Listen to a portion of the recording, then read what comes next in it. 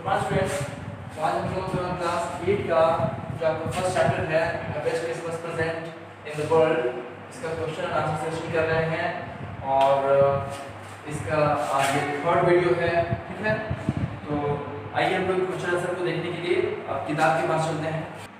तो स्टूडेंट ये देखिए, ये आपके सामने एक एक्सट्रैक्ट दिया हुआ है इस चैप्टर का और इसी के बेस पर ये सारे क्वेश्चंस पूछे गए हैं। ठीक है स्टूडेंट्स, इसी के बेस पर ये सारे क्वेश्चन पूछे गए हैं, तो इस एक्सट्रैक्ट को ध्यान से पढ़ना है और उसी के आधार पर आंसर देना है। तो फिलहाल मैंने आपके लिए आंसर मैं लिख के लाया हूँ। पहला है describe the old lady who was she. ठीक है, उस ओल्ड लेडी को डिस्क्राइब करना है और ये बताना है कि वो कौन थी। इसका आंसर है the old lady was sitting in a wheel chair. जो बूढ़ी लेडी थी वो एक व्हील चेयर में बैठी हुई थी and she was 101 years old and wheelchair bound।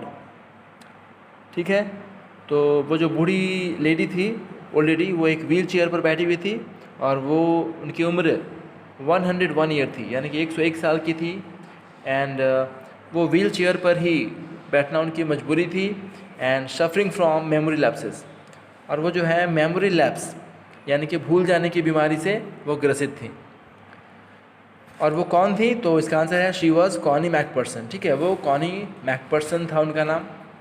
चलिए आइए सेकेंड क्वेश्चन देखते हैं। इन्वर्टेड कॉमा में एक सेंटेंस दिया हुआ है, I found this. So what is this? उसमें ये दिस बताना है कि ये दिस क्या है and where was this found, और ये जो दिस है वो कहाँ मिला था। तो कहा जा रहा है कि this is a letter in a tin box. ये दिस क्या है? दिस एक लेटर को कहा जा रहा है कि this is a letter in a tin box which was written by Jim McPherson. ठीक है, ये जो लेटर था ये जिम मैकपर्सन के द्वारा लिखा गया था, अपनी वाइफ कॉनी मैकपर्सन के लिए लिखा गया था। And this was found in a role top desk. और इसे कहाँ पाया गया था? तो इसका आंसर है इट वाज फाउंड इन अ ये रोल टॉप डेस्क में पाया गया था। ठीक है, चलिए आगे बढ़ते हैं। Third, right the sudden transformation that took place in the old ladies expression, what brought it about.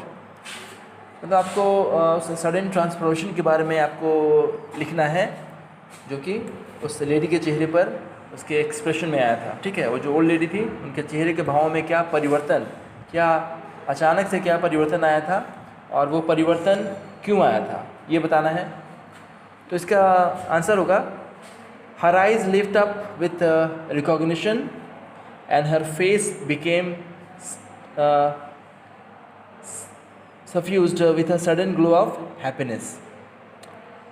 ठीक है, तो इसका मतलब है कि उनका जो फेस है, उनकी जो आँखें हैं, उनकी आँखें उसकी आँखों ने उसे पहचान लिया।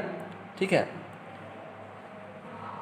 एंड उनका जो चेहरा है, ठीक है, उसमें एक अचानक से एक खुशी की चमक आ गई।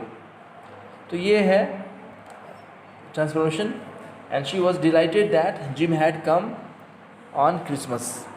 और वो बहुत खुश थी कि जिम उस दिन क्रिसमस के मौके पर वो आया था, जैसा कि उसने प्रॉमिस किया था। तो इस कारण से कॉनी मैकपर्सन, वो ओल्ड लेडी के चेहरे पर ऐसे एक्सप्रेशन आए थे। चलिए आगे देखते हैं। विच sentence in the text shows that the visitor did not try to hide his identity।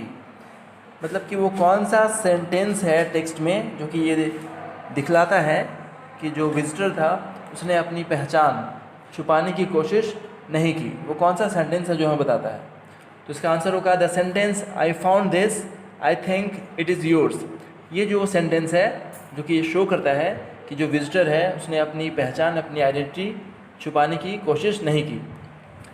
चलिए आगे बढ़ते हैं। Number 5, right the noun and adjective word vacantly. तो आपको इस वर्ड वैकेंटली का आपको नाउन ढूंढना है और एडजेक्टिव बताना है। ठीक है, एडजेक्टिव वर्ड और नाउन वर्ड। तो इसका नाउन वर्ड जो है वो हो जाएगा वैकेंटनेस। वैकेंटली का जो नाउन वर्ड हो जाएगा वो हो जाएगा वैकेंटनेस एंड उसका जो एडजेक्टिव वर्ड है वो है वैकेंट। ओके स्टूडेंट, चलिए तो आके अब आ रहा है फॉर बेटर अंडरस्टैंडिंग। यहाँ पर कुछ और क्वेश्चन दिए गए हैं। ठीक है, इसमें 1 2 3 4। तो इन क्वेश्चन को आप घर में खुद करने का प्रयास कीजिएगा और अगले वीडियो में मैं आपको इनका आंसर बताऊंगा। Okay student, thank you.